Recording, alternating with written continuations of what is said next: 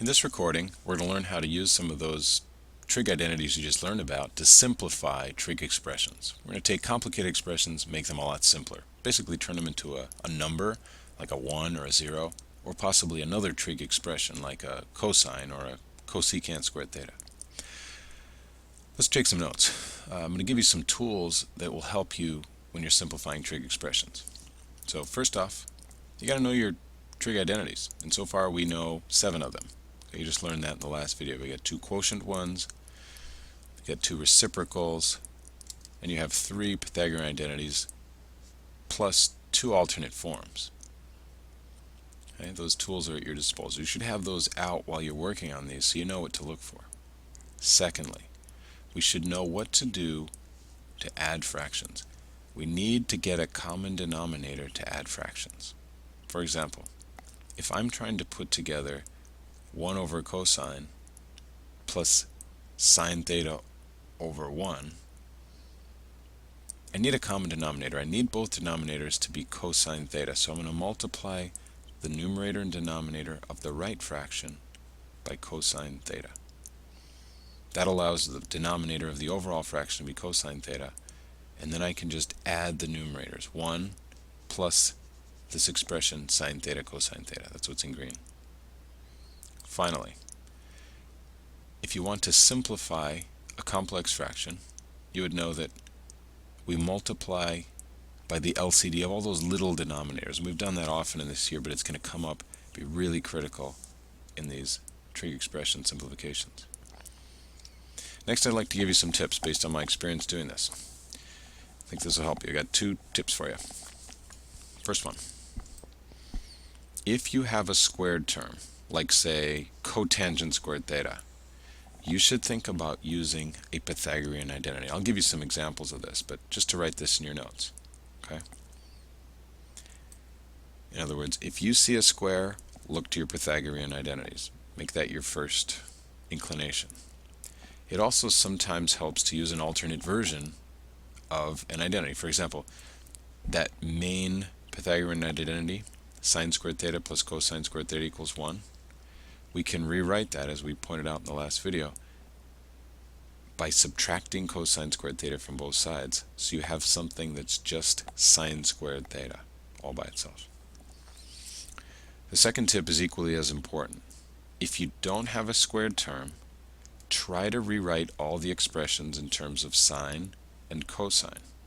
You might have noticed that all the quotient and Pythagorean identities could be written with sine and or cosine. Finally, a common error to avoid. S goes with C and C goes with S. Do not say that secant theta is the reciprocal of sine. Secant theta is the reciprocal of cosine. Okay, and cosecant theta is the reciprocal of sine. So make sure you get those right. S goes with C, C goes with S. We're going to look at 5 together here in this video, 5 simplifications. We'll start with some easy ones, work a little bit harder, and then I'll give you 4 to practice. Okay, you'll bring those to class. Okay, first one, simplify the trig expression. Okay, let's think about those tips we just looked at, we just wrote down.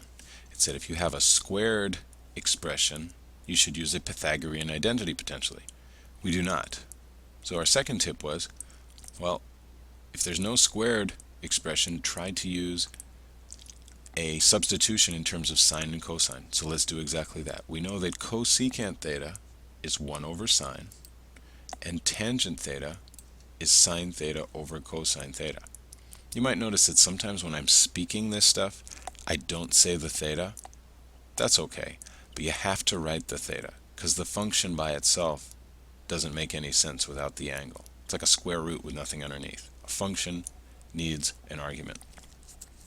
Next, let's try to simplify this. Well, of course, those signs divide out, right? It's just a variable on top, variable on bottom, so that leaves us with 1 over cosine. Look up in your identities and find a different way to write that with no fraction. And hopefully you realized it was secant theta. You just did it. You just simplified a trig expression. Great. Let's try another one. Okay, try to do this one on your own and play the recording when you've got it. Okay, so hopefully you worked this one on your own. You wrote sine theta just as it is. It's all set. Doesn't need any substitution. There's no squares here, so we're not going to look at any Pythagorean identities, but cotangent theta can be made into sines and cosines. So look up in your list, it should be made into cosine theta over sine theta. Well, great. Well, here we just divide out our sine thetas, and then we're left with a cosine theta. Simple as that. Our next example, well, we've got a cosine theta, which I'm going to leave alone. I don't see any squares here, so I'm not going to invoke any Pythagorean identities yet. I'm going to leave sine theta alone, and I'm going to change tangent theta into sine theta over cosine theta. Use an identity there. Okay? Great. Next thing is, I'm going to put these together into a single trig function. Now when I multiply those, I'm going to get a sine squared theta, right? Secondly, I'm going to need to add two fractions. So I have to think about what denominator I'm going to want on the left side to match up with the denominator on the right side. Okay? So hopefully you realized we're going to have to multiply by the LCD. We're going to have to multiply the top and bottom on the left by cosine theta. Cool. So on the right side, when you multiply sine theta by itself, you get sine squared theta. And the same thing on the left side, you get cosine squared theta.